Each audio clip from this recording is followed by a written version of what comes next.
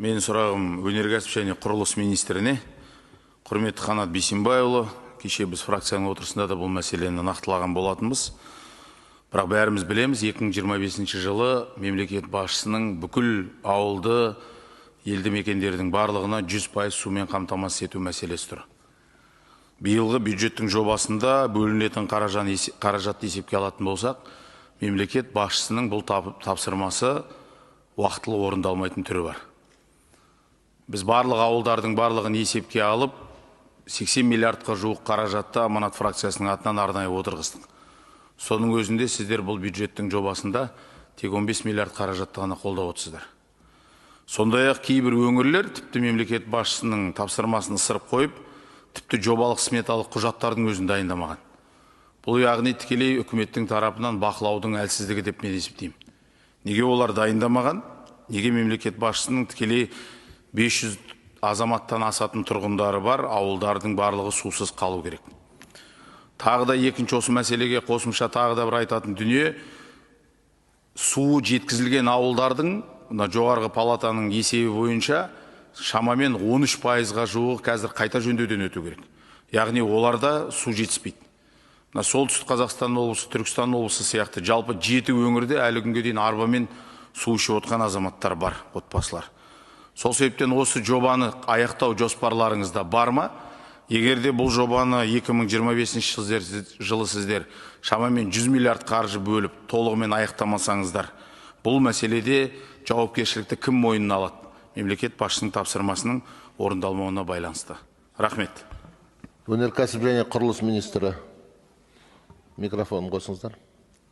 Құрметті Елнұр Сабжанұлы, құрметті депутаттар, өте орынды сұрағыңызға рахмет. Ең алдымен әрине ауыз сумен қамтамасыз ету мәселе министрдің басым түрде қаралуда.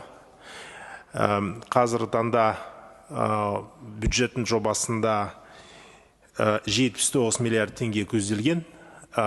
Ол 116 жобаға қаражат бөлетін болады.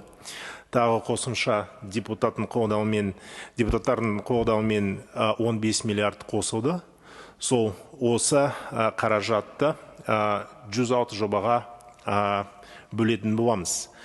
Әрине басқа қаражат көздер іздеуге қажет болады. Сол президенттің тапсырмасы әрине біз орындаймыз. Ең алдымен 2025 жылдың бюджетін нақтылау кезінде осы мәселені тағы қарастыратын боламыз. Мына ПСД туралы әрине бірнеше өңірлер кешігіп келе жатыр. Осы жұмысты біз қазір мен жеке бақылауында апта сайын осы жұмысты жүргізіп жатырмыз. Осы жылдың соңына дейін көбісі проектіні жобаны құжатталық құжаттары дайын болады деп ойлаймыз. Өте маңызды, осы мәселенің маңыздылығы бәріміз түсінеміз. Әрине келешекте басқа көзден қаражатты қарастырамыз қаржы министрлігімен бірге. Президент тапсырманы 2025